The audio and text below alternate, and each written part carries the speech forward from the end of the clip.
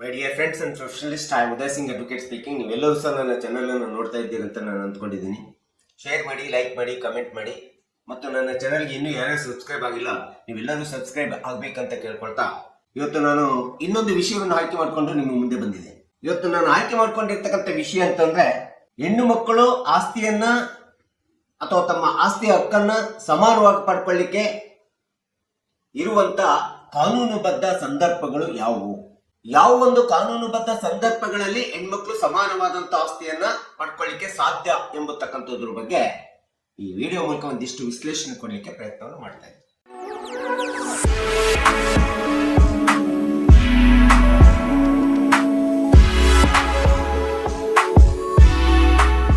So ನಿಮಗೆ ಗೊತ್ತಿರೋ ಹಾಗೆ 1956ರಲ್ಲಿ ಬಂದಿರತಕ್ಕಂಥ ವಾರಸುದಾರಕ ಉತ್ತರಾಧಿಕಾರತ್ವ ಕಾಯ್ದೆ ಏನಿದೆಯಲ್ಲ, ಆ ಕಾಯ್ದೆಯಲ್ಲಿ ಇರ್ತಕ್ಕಂಥ ಸೆಕ್ಷನ್ 6 ಮತ್ತು 8ಗೆ ಹಿಂದೂ ಸಕ್ಸೆಷನ್ ಆಕ್ಟ್ ಗೆ ತಿದ್ದುಪಡಿ ತಂದು 2005ರಲ್ಲಿ ಬಂದಿರತಕ್ಕಂಥದ್ದು ನಿಮ್ಗೆಲ್ಲರಿಗೂ ಸಹ ಗೊತ್ತಿರುವಂತ ವಿಷಯ. ಹೆಣ್ಣು ಮಕ್ಕಳಿಗೆ ಸಮಾನವಾದಂತ ಆಸ್ತಿ ಹಕ್ಕು ಬಂದಿರತಕ್ಕಂಥದ್ದು 2005ರ ಹಿಂದೂ ಸಕ್ಸೆಷನ್ ಆಕ್ಟ್ ನ ತಿದ್ದುಪಡಿಯ ಮೊಟ್ಟ ಮೊದಲನೇ ಅತಿ ಪ್ರಮುಖವಾದಂತ ಒಂದು ಕಾನೂನುಬದ್ಧವಾದಂತ ನಿಯಮ ಪ್ರಾರಂಭ ಆಗ್ತದೆ, ಹಕ್ಕು ಪ್ರಾರಂಭ ಆಗ್ತದೆ. ಇನ್ನು ಸೆಕ್ಷನ್ 6ಗೆ ಮತ್ತು 8ಗೆ ತಿದ್ದುಪಡಿ ತಂದಂತ ಸಂದರ್ಭದಲ್ಲಿ ಆನ್ಸಿಸ್ಟರ್ ಪ್ರಾಪರ್ಟಿ ಇರ್ಬೋದು, ಫಾದರ್ ಸೆಲ್ಫ್ ಅಕ್ವೈರ್ಡ್ ಪ್ರಾಪರ್ಟಿ ಇರ್ಬೋದು, ಈ ಎಲ್ಲ ಪ್ರಾಪರ್ಟಿ ಮೇಲೆ ಹೆಣ್ಣು ಮಕ್ಕಳು ಸಮಾನವಾದಂತ ಆಸ್ತಿಯನ್ನ ಪಡ್ಕೊಳ್ಳುವಂತ ಹಕ್ಕು ಇದೆ ಅಂತೇಳಿ ಈ ಸೆಕ್ಷನ್ ಸ್ಪಷ್ಟವಾಗಿ ತಿದ್ದುಪಡಿಯಲ್ಲಿ ಮಾಡಿರ್ತಕ್ಕಂಥದ್ದು ನಾವು ನೋಡ್ತೀವಿ. ಸೊ ಇನ್ನೊಂದು ಅಂಶ ಉದ್ಭವ ಆಗ್ತದೆ, ಅದಂತಂದ್ರೆ ಕಪಾರ್ಷನರಿ ಲಾ ಅಂತೇಳಿ ಹೇಳ್ತೀವಿ, ಕಪಾರ್ಷನರಿ ರೈಟ್ಸ್ ಅಂತೇಳಿ ಹೇಳ್ತೀವಿ, ಸಹಭಾಗಿತ್ವ ಕಾಯ್ದೆ. ಈ ಒಂದು ಕಾಯ್ದೆಯು ಸಹ ಆ ಒಂದು 2005ರ ಹಿಂದೂ ಸಕ್ಸೆಷನ್ ಆಕ್ಟ್ ನ ತಿದ್ದುಪಡಿಯಲ್ಲಿ ಈ ಒಂದು ಕಾಯ್ದೆಯು ಸಹ ತಿದ್ದುಪಡಿಯನ್ನು ಮಾಡಬೇಕು. ಒಂದು ಮನೆಯಲ್ಲಿ ಏನು ಆನ್ಸಿಸ್ಟ್ರಲ್ ಪ್ರಾಪರ್ಟಿ ಇದೆ ಅಥವಾ ತಂದೆ ಗಳಿಸಿದಂತ ಆಸ್ತಿ ಅಂತ ಏನಿರ್ತದೆ, ಆ ಆಸ್ತಿ ಒಳಗಡೆ ಮನೆ ಮಗಳು ಸಹ ಸಹೋದರರ ಜೊತೆಗೆ ಸಮಾನವಾದಂತ ಭಾಗವನ್ನ ಹಕ್ಕನ್ನ ಪಡೆದಿದ್ದಾಳೆ ಎಂಬತಕ್ಕಂಥದ್ದನ್ನ ಈ ಕಪಾರ್ಷನರಿ ಲಾದಲ್ಲಿ ಸ್ಪಷ್ಟವಾಗಿ ಹೇಳಿರ್ತಕ್ಕಂಥದ್ದು ನಾವು ನೋಡ್ತೀವಿ. ಸೊ ಈ ರೀತಿ ಹಿಂದೂ ಅವಿಭಕ್ತ ಕುಟುಂಬದೊಳಗಡೆ ಬರುವಂತ ಯಾವುದೇ ಆಸ್ತಿ ಇರಲಿ, ಆ ಆಸ್ತಿಯಲ್ಲಿ ಸಮಾನವಾದಂತ ಹಕ್ಕನ್ನ ಹೆಣ್ಮಕ್ಳು ಕೇಳಿದಂತ ಸಂದರ್ಭದೊಳಗಡೆ ತಾವು ಸಮಾನವಾದಂತ ಆಸ್ತಿಯನ್ನು ತೆಗೆದುಕೊಳ್ಳುವುದರ ಜೊತೆಗೆ ಸಮಾನವಾಗಿರ್ತಕ್ಕಂಥ ಮನೆಯ ಲಯಬಿಲಿಟೀಸ್ ಗಳನ್ನ, ಅಂದ್ರೆ ಸಾಲ ಇರ್ಬೋದು, ಇನ್ಯಾವುದೇ ಖರ್ಚು ವೆಚ್ಚಗಳಿರ್ಬೋದು, ಅಥವಾ ಎಲ್ಲ ಜವಾಬ್ದಾರಿಗಳನ್ನು ಸಹ ಸಮಾನವಾಗಿ ತೆಗೆದುಕೋಬೇಕು. ಇದು ಅತಿ ಪ್ರಮುಖವಾದಂತ ಅಂಶ ಅಂತೇಳಿ ಈ ಒಂದು ಸಮಾನ ಆಸ್ತಿ ಹಕ್ಕಿನೊಳಗಡೆ ಹೆಣ್ಮಕ್ಳಿಗೂ ಸಹ ಹೇಳಿರ್ತಕ್ಕಂಥದ್ದು ನಾವು. ಅಂದ್ರೆ ಹೇಗೆ ಗಂಡು ಮಗ ಸಹೋದರ ತನ್ನ ಮನೆಯ ಜವಾಬ್ದಾರಿಗಳನ್ನ ನಿಭಾಯಿಸ್ತಾನ, ಅದೇ ರೀತಿಯಾದಂತ ಜವಾಬ್ದಾರಿಗಳನ್ನ ನಿಭಾಯಿಸಬೇಕು. ಮತ್ತು ಮನೆಯ ಜವಾಬ್ದಾರಿ ನಿಭಾಯಿಸುವುದಕ್ಕೆ ಆಗಿರ್ತಕ್ಕಂಥ ಯಾವುದೇ ಖರ್ಚು ವೆಚ್ಚಗಳು, ಸಾಲಗಳೇನಿದೆ ಇವುಗಳನ್ನು ಸಹ ತೆಗೆದುಕೊಳ್ಳತಕ್ಕಂಥದ್ದು ಈ ಒಂದು ಆಸ್ತಿಯ ಸಮಾನ ಹಕ್ಕಿನ ಜೊತೆಗೆ ಇದು ಸಹ ಕರ್ತವ್ಯವನ್ನು ನಿಭಾಯಿಸಬೇಕೆಂಬತಕ್ಕಂಥದ್ದು ಈ ಒಂದು ಕಾನೂನಿನಲ್ಲಿ ಸ್ಪಷ್ಟವಾಗಿ ಹೇಳಿದೆ. ಇನ್ನು ಯಾವುದೇ ಒಂದು ಅವಿಭಕ್ತ ಕುಟುಂಬದೊಳಗಡೆ ಮನೆ ಮಗಳು ಹೆಣ್ಣು ಮಗಳಾದ ಅಂದ ತಕ್ಷಣ ಅವಳಿಗೂ ಸಹ ಮನೆಯಲ್ಲಿ ಮಗ ಹೇಗೆ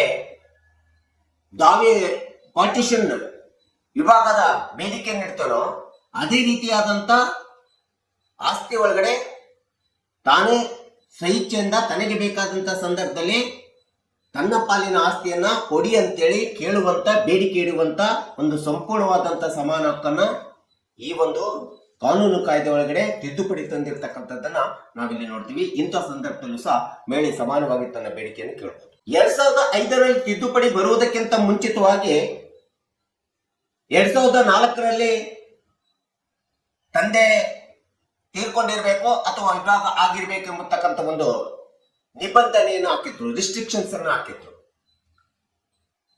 ಆದ್ರೆ 2005ರ ನಂತರ ಈ ಒಂದು ಕಾನೂನಿನ ಬದಲಾವಣೆಗಳು ತಿದ್ದುಪಡಿ ಆಗ್ಬಿಟ್ಟು, ಅದು 2009ರಲ್ಲಿ ಇರ್ತಕ್ಕಂಥ ಪ್ರಕಾಶ್ ರೋಷಸ್ ಪೌಲೋತಿ ಕೇಸ್ ಇರ್ಬೋದು, 2017 ಇರ್ತಕ್ಕಂಥ ದಾನಮ್ಮ ಮತ್ತು ಅಮರ್ ಕೇಸ್ ಇರ್ಬೋದು, ಮತ್ತೆ ರೀಸೆಂಟ್ ಆಗಿ ಬಂದಿರ್ತಕ್ಕಂಥ ವಿನೀತಾ ಶರ್ಮಾ ಮತ್ತು ರಾಕೇಶ್ ಶರ್ಮರವರ 2020ರ ದಾವೆ ಇರ್ಬೋದು.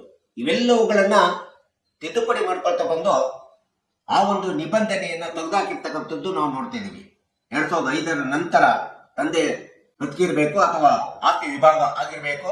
ಸೊ ಈ ರೀತಿ ಕೆಲವೊಂದು ನಿಬಂಧನೆಗಳನ್ನ ತೆಗೆದುಹಾಕ್ಬಿಟ್ಟು ಸಂಪೂರ್ಣವಾದಂತ ಆಸ್ತಿಯ ಸಮಾನ ಅವಕಾಶವನ್ನ ಹೆಣ್ಮಕ್ಳಿಗೆ ಮಾಡಿಕೊಟ್ಟಿರ್ತಕ್ಕಂಥದ್ದು ನಾವು ನೋಡ್ತೀವಿ. ಈ ಕಾಯ್ದೆ ಬರುವುದಕ್ಕಿಂತ ಮುಂಚಿತವಾಗಿ ಹಿಂದೂ ಅವಿಭಕ್ತ ಕುಟುಂಬದ ಆಸ್ತಿ ಇರ್ಬೋದು, ಜಾಯಿಂಟ್ ಫ್ಯಾಮಿಲಿ ಪ್ರಾಪರ್ಟಿ ಇರ್ಬೋದು, ಅಥವಾ ತಂದೆ ಗಳಿಸಿರ್ತಕ್ಕಂಥ ಸೆಲ್ಫ್ ರೆಕಾರ್ಡ್ ಪ್ರಾಪರ್ಟಿ ಒಳಗಡೆ ಹೆಣ್ಮಕ್ಳಿಗೆ ಯಾವುದೇ ವಿಧವಾದಂತ ಆಸ್ತಿ ಕೊಡುವಂತ ಅವಶ್ಯಕತೆನೂ ಬರ್ತಿರ್ಲಿಲ್ಲ, ಆಸ್ತಿ ಕೇಳುವಂತ ಅವಶ್ಯಕತೆನೂ ಇರಲಿಲ್ಲ. ಆದರೆ ಈ ಕಾಯ್ದೆ ತಿದ್ದುಪಡಿ ಆದ ನಂತರ ಮೊದಲು ನೋಷನಲ್ ಪ್ರಾಪರ್ಟಿ ಅಂತ ಹೇಳ್ಕೊಡ್ತಿದ್ರು.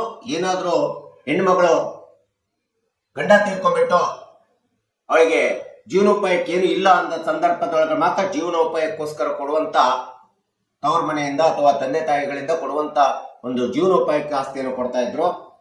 ಅದು ನೋಷನಲ್ ಪಾರ್ಟಿಷನ್ ಅಂತ ಹೇಳಿ ಹೇಳ್ತೀವಿ. ಆ ರೀತಿಯಾದಂತ ನೋಷನಲ್ ಪಾರ್ಟಿಷನ್ ಆಗ್ತಾ ಇತ್ತು. ಆದ್ರೆ 2005ರ ಹಿಂದೂ ವಾರಸುದಾರರ ಕಾಯ್ದೆಗೆ ಏನು ತಿದ್ದುಪಡಿ ಬಂತು, ಈ ತಿದ್ದುಪಡಿ ಬಂದಾಗಿನಿಂದ ಯಾವುದೇ ಆಸ್ತಿ ಒಳಗಡೆ ಹೆಣ್ಮಕ್ಳಿಗೆ ಸಮಾನವಾದಂತ ಹಕ್ಕನ್ನು ಕೊಡಬೇಕು ಎಂಬತಕ್ಕಂಥದ್ದು ಸ್ಪಷ್ಟವಾಗಿ ಕಾನೂನು ಹೇಳ್ತಾ ಇದೆ.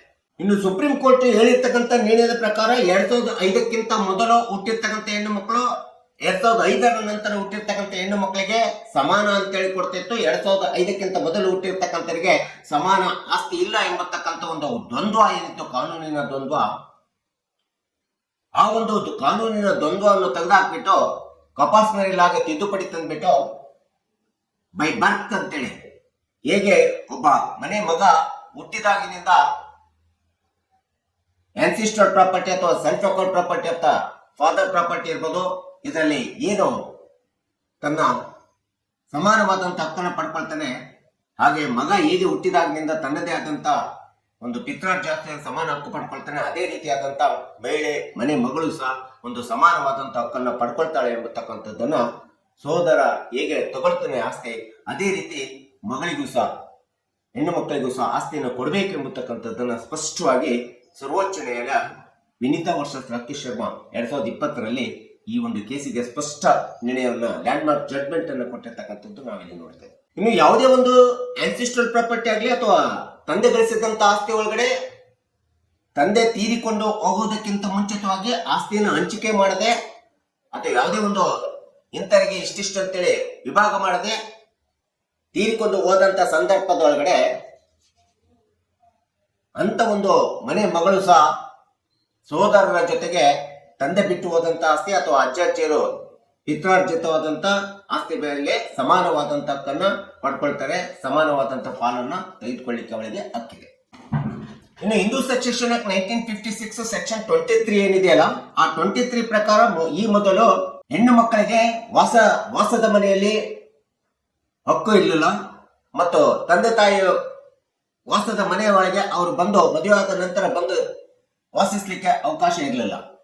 ಆದ್ರೆ ಈಗ ಒಂದು ವೇಳೆ ಮೊದಲು ವಿಧವೆ ಮತ್ತು ಮನೆ ಮಗಳಷ್ಟೇ ಮದುವೆ ಆಗದೇ ಇರ್ತಕ್ಕಂಥ ಮನೆ ಮಗಳಷ್ಟೇ ವಾಸದ ಮನೆಯಲ್ಲಿ ವಾಸಿಸ್ಲಿಕ್ಕೆ ಹಕ್ಕಿತ್ತು.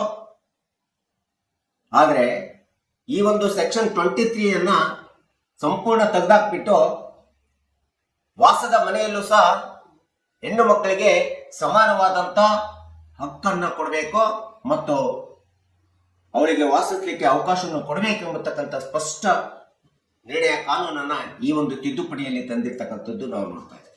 ಇನ್ನು ಹೆಣ್ಣು ಮಕ್ಕಳು ಮದುವೆಯಾಗಿ 20 ವರ್ಷ 30 ವರ್ಷ 40 ವರ್ಷ ಆಗಿದೆ, ಅವರಿಗೆ ಸಮಾನವಾದಂತ ಆಸ್ತಿ ಕೊಡ್ಲಿಕ್ಕೆ ಸಾಧ್ಯನೇ ಅಂತೇಳಿ ಬಹಳಷ್ಟು ಜನ ಪ್ರಶ್ನೆ ಕೇಳ್ತಾರೆ. ಸೊ ವಿವಾಹವಾಗಿ 20 ವರ್ಷ ಆಗಲಿ 30 ವರ್ಷ ಆಗಲಿ 50 ವರ್ಷ ಆಗಲಿ ಆಸ್ತಿ ಕೊಡೋದಕ್ಕೂ ವಿವಾಹ ಆಗಿರ್ತಕ್ಕಂಥದ್ದಕ್ಕೂ ಯಾವುದೇ ಸಂಬಂಧವಿಲ್ಲ ಎಂಬತಕ್ಕಂಥ ಸ್ಪಷ್ಟವಾದಂತ ವಿವರಣೆಯನ್ನು ಕಾನೂನಿನಲ್ಲಿ ಹೇಳಿರ್ತಕ್ಕಂಥದ್ದು ನಾವು ನೋಡ್ತಾ ಇದ್ದೇವೆ. ಇನ್ನು 2005ರ ನಂತರದಲ್ಲಿ ಯಾವುದೇ ಮನೆಯ ಆಸ್ತಿ ಕುಟುಂಬದ ಆಸ್ತಿ ಒಳಗಡೆ ಹೆಣ್ಮಕ್ಳು ಆಸ್ತಿಯನ್ನ ಕೇಳ್ಬಿಟ್ಟು ಸೂಪರ್ ಪಾರ್ಟಿಷನ್ ಸಪರೇಟ್ ಪೊಸಿಷನ್ ಒಂದು ವೇಳೆ ದಾವೆ ಅಥವಾ ವ್ಯಾಜ್ಯವನ್ನ ಹಾಕಿದ್ರೆ ಅಂತ ಒಂದು ವ್ಯಾಜ್ಯ ನ್ಯಾಯಾಲಯದಲ್ಲಿ ದಾಖಲಾಗಿದ್ದು ಲಿಸ್ಟ್ ಪೆಂಡೆನ್ಸಿ ಒಳಗಡೆ ಇದ್ರೆ ಪೆಂಡೆನ್ಸಿಯಲ್ಲಿ ಆಗಿದ್ರೆ ಅಂತ ಒಂದು ದಾವೆಗಳಲ್ಲೂ ಸಹ ಹೆಣ್ಮಕ್ಳಿಗೆ ಸಮಾನವಾದಂತ ಆಸ್ತಿ ಹಕ್ಕನ್ನು ಕೊಡಬೇಕು. ಅಥವಾ ಮತ್ತು ಪ್ರಾಥಮಿಕ ನಿರ್ಣಯ ಆಗಿದ್ದು ಕೂಡ ಅಂತಿಮ ನಿರ್ಣಯ ಆಗದೆ ಬಾಕಿ ಉಳಿದಿದ್ರು ಸಹ ದಾವೆ ಮೊಕದ್ದಮೆ ಅಂತ ಒಂದು ಸಂದರ್ಭದಲ್ಲೂ ಸಹ ಸಂಪೂರ್ಣವಾದಂತ ಸಮಾನವಾದಂತ ಆಸ್ತಿ ಹಕ್ಕನ್ನು ಹೆಣ್ಮಕ್ಳಿಗೆ ಕೊಡಬೇಕೆಂಬತಕ್ಕಂಥದ್ದನ್ನ 2005ರ ತಿದ್ದುಪಡಿ ಕಾಯ್ದೆ ಹೇಳಿರ್ತಕ್ಕಂಥದ್ದು ನಾವಿಲ್ಲಿ ಸ್ಪಷ್ಟವಾಗಿ ಮಾಡ್ತೀವಿ. ಇನ್ನು ಹೆಣ್ಣು ಮಕ್ಕಳ ಆಸ್ತಿ ಹಕ್ಕದ ಬಗ್ಗೆ ಹೇಳ್ಬೇಕಂತಂದ್ರೆ, ಒಂದು ವೇಳೆ ಅಕ್ಕ ತಂಗಿರು ಯಾರಾದ್ರೂ ಸತ್ತೋಗಿದ್ರೆ ಅವರು ಸತ್ತಿದ್ದಾರೆ ಅಂತ ಹೇಳ್ಬಿಟ್ಟು ಅವರ ಆಸ್ತಿ ಆಸ್ತಿ ಹಕ್ಕನ್ನು ಮೊಟಕುಗೊಳಿಸಲಿಕ್ಕೆ ಸಾಧ್ಯ ಇಲ್ಲ. ಅವರ ಸತ್ತೋಗಿದ್ರೆ ಅವರ ಮಗ ಮತ್ತು ಮಗಳಿಗೆ ಆ ಒಂದು ಲೀಗಲ್ ಎಸ್ ಪ್ರಕಾರ ಆ ಹಕ್ಕು ಅವರಿಗೆ ಹೋಗ್ಬೇಕು, ಸಮಾನವಾದಂತ ಆಸ್ತಿ ಹಕ್ಕು ಅವರಿಗೆ ಹೋಗ್ಬೇಕಂತೇಳಿ ಈ ಒಂದು ಕಾನೂನಿನಲ್ಲಿ ಹೇಳಿರ್ತಕ್ಕಂಥದ್ದು ನಾವಿಲ್ಲಿ ನೋಡ್ತಾ ಇದೀವಿ. ಎಲ್ಲ ಸಂದರ್ಭಗಳನ್ನ,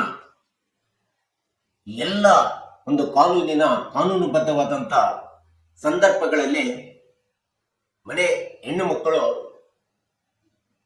ತಮ್ಮ ಆಸ್ತಿಯಲ್ಲಿ ಆನ್ಸೆಸ್ಟ್ರಲ್ ಪ್ರಾಪರ್ಟಿ ಅಥವಾ ಹಿಂದೂ ಅನ್ಡಿವೈಡೆಡ್ ಫ್ಯಾಮಿಲಿ ಪ್ರಾಪರ್ಟಿ ಅಥವಾ ಜಾಯಿಂಟ್ ಫ್ಯಾಮಿಲಿ ಪ್ರಾಪರ್ಟಿ ಒಳಗಡೆ ಸಮಾನವಾದಂತ ಆಸ್ತಿ ಹಕ್ಕನ್ನ ಕೇಳುವಂಥದ್ದು ಅವರಿಗೆ ಈ ಎಲ್ಲ ಸಂದರ್ಭಗಳಲ್ಲಿ ಇದೆ ಎಂಬತಕ್ಕಂಥದ್ದನ್ನ